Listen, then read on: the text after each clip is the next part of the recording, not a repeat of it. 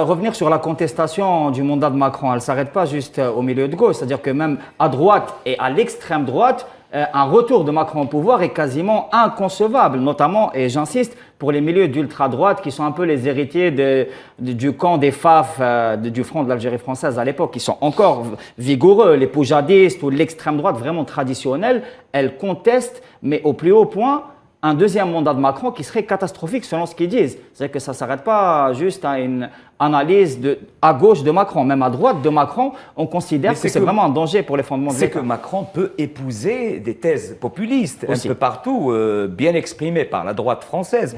Il est dedans.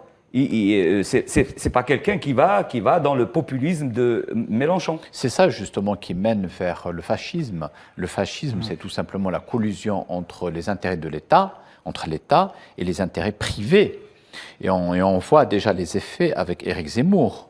C'est l'émergence d'un courant néofasciste et qui fait que certains oligarques se disent pour préserver nos intérêts, nous allons nous assurer une collusion entre l'État et les intérêts privés. C'est comme ça qu'un homme comme Mussolini, qui était au début du XXe siècle un homme presque socialiste, presque à gauche, presque communiste même quand il commence en 1902,